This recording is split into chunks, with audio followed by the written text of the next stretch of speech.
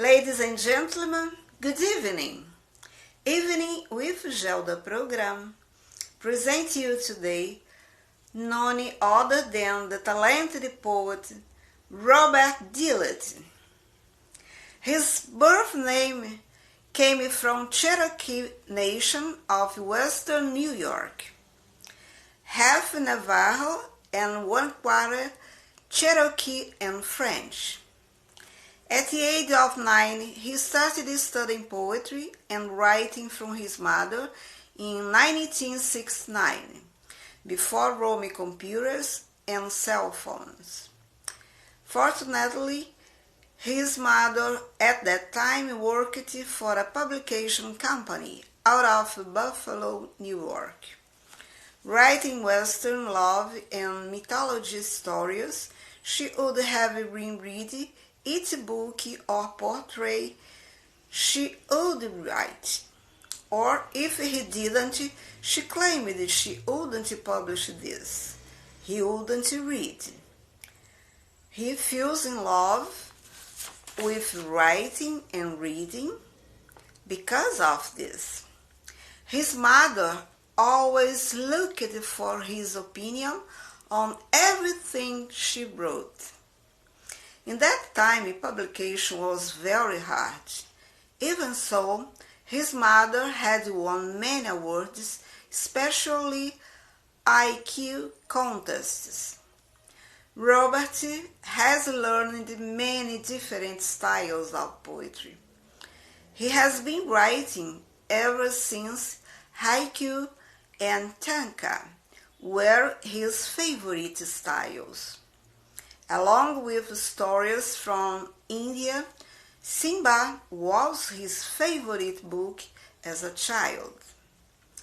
The hard time poets had back.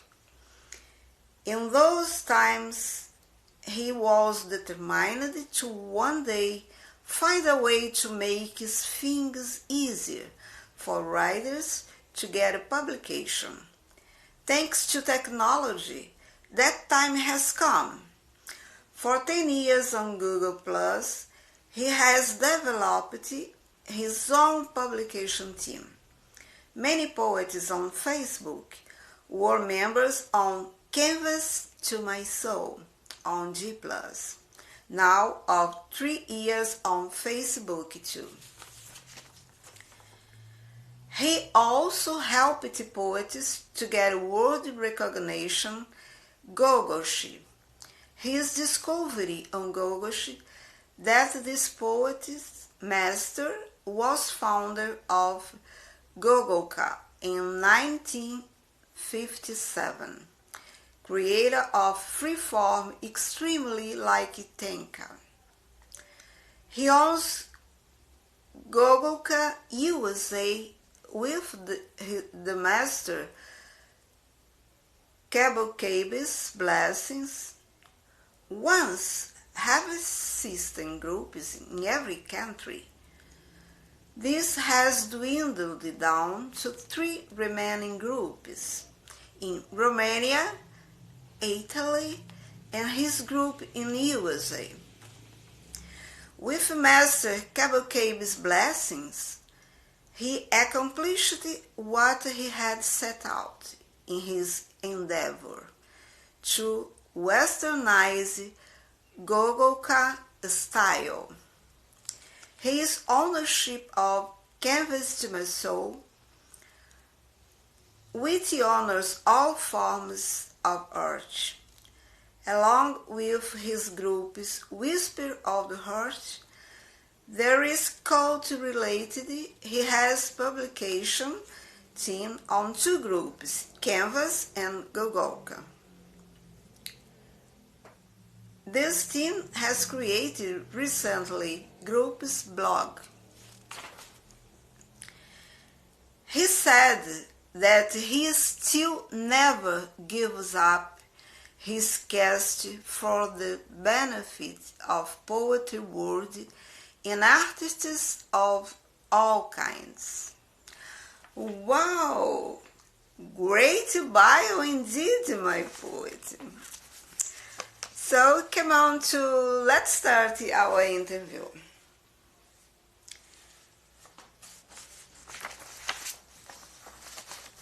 Poet. When did you realize that poetry would be part of your life forever? United States, Seneca Nation. My biggest, what you call influence, and did I always know poetry could be part of my life? Yes. I was always interested and intrigued with what my mother was doing in her desk in the front hall of our home where we grew up. She was always forever writing poetry and writing short Western stories for a publishing company here out of Buffalo, New York. This amazed me, and she got me involved, and at the age of 9 started teaching me.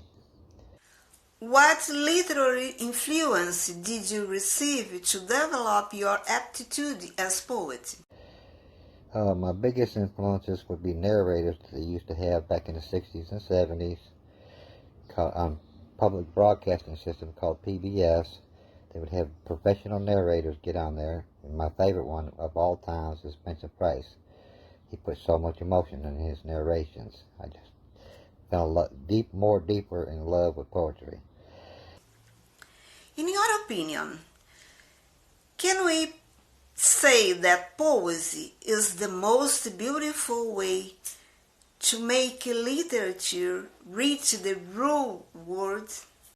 And on your question number 3, poetry has already proven in my mind to be a big influence on humanity and love and compassion in the world. So to all you future poets, please keep up the good work and do not let our legacy and time on the pages of time go unheard. When I read your bio, I realized that your mother was the man responsible for your passion by poetry. Am I right? And on my bio, my greatest teacher was my mother. Please, name the greatest poet of all time. Oh, I'm the greatest poet of all time. I'm glad you asked this question. I consider it like this. Yes, there's greatest, and what defines greatest from those who are not too positive on themselves, who have enough self-confidence or security in themselves, whether how good they are or not. What makes the greatest is, and utmost, the fact that they were unique. Their uniqueness is what made them famous. A lot of people like to mimic a lot of these poets in their poetry style. But what makes you a unique poet, just like they were, to make you famous, you have to come up with your own creative style. What is you? What part of your poetry is you that's unique from others? You don't want to be a mere image of anybody. You want to be a mere image of yourself. And that's my take on famous poets. And Do you think that the influence of Cherokee teachings is very or little present in your writings? I say, let's see. On my heritage from Cherokee, I keep my poetry and the things I've learned from elders and all the reservations all across the country. I keep that separate from my poetry because it's two different things. Okay? Number one, poetry started off in the beginning of time, even before BC. It was actually a type of language. People wrote poetry and actually talked that way. You know, what you call a lyrical way. That was like what you come up with these slang languages nowadays. People say a certain word, the next thing you know, everybody in town is saying that same word. It's catchy. Okay, back in them days, that was a way of speaking because they thought it was so beautiful. And there's a difference between poetry and giving pedestal to what I call what should be considered news. I mean, when you're talking about tragedy all the time and everybody's looking for peace in the world, if you keep giving what I call evil, and most people call evil, a pedestal, it's never going to stop. We're just defeating ourselves.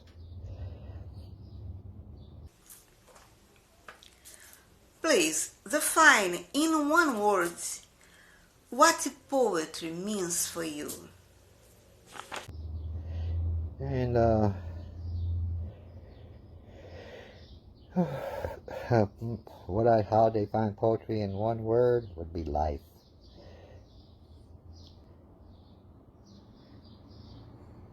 Life on a page, let's put it that way. But life would be my one word.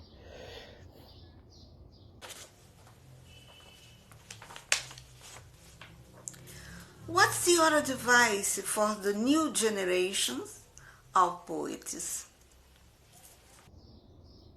My advice to new poets: keep your confidence up, test yourself, let your poems and your postings be your testing ground.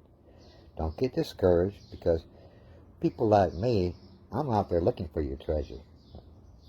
I find more poets coming up that just pure amaze me. So never doubt yourself, because Robert Gillette's be watching. I'm not going to let you downgrade or degrade yourself whatsoever. If I think it's good, I'm going to let you know. And I'm going to encourage you the whole way, each and every time. And it'd be in our best interest that, for new poets, your best muse, I know a lot of people like to use that word muse, but your best muse is reading. I read, and sometimes I could read one sentence, or even a half a sentence in someone's poem, and it could spark 4 or 5 poems in my mind instantly, just like that. So there's your best muse in life. Read, comment, give them your thoughts and what visuals you got out of it, and how it made you feel when you read it. And in return, hopefully, in exchange, they'll do the same for your work. It's called common courtesy. When a poet writes, should it be by love, intuition, or knowledge must predominate in his or her writing? Okay. And as far as on love with poetry, no, I do not believe that love should be the main thing. I think poetry should not have boundaries. Poetry is an expression of emotions. And most people use poetry as a form of therapy, so I don't want to exclude these people at all. There's a difference between therapy and going through what you call life's tragical problems. And if they write it down, it's kind of a therapy for them. So let's give them that ground, because it helps us, and they could be helping others with the same situation. It's mentally and physically a way of getting things off their shoulders that's bottled up, and then keeping them from stressing themselves by being able to, blessed to be able to have poetry as a release. Just my take on that. Okay. And now, finalizing our interview, kindly, could you recite a poem of yours for all of us now? I'm going to recite one off one of my pages. Our life is like a menagerie, uncontrollable desires night and day. Life around us seems for the touch of your hand and your precious kiss.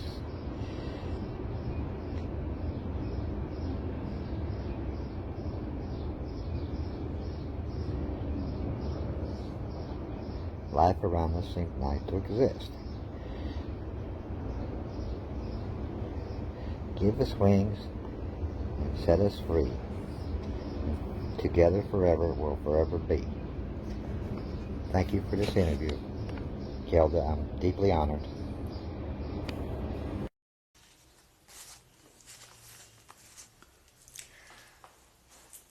Thankful thankful, dear friends and poets, for this enriching moment with us.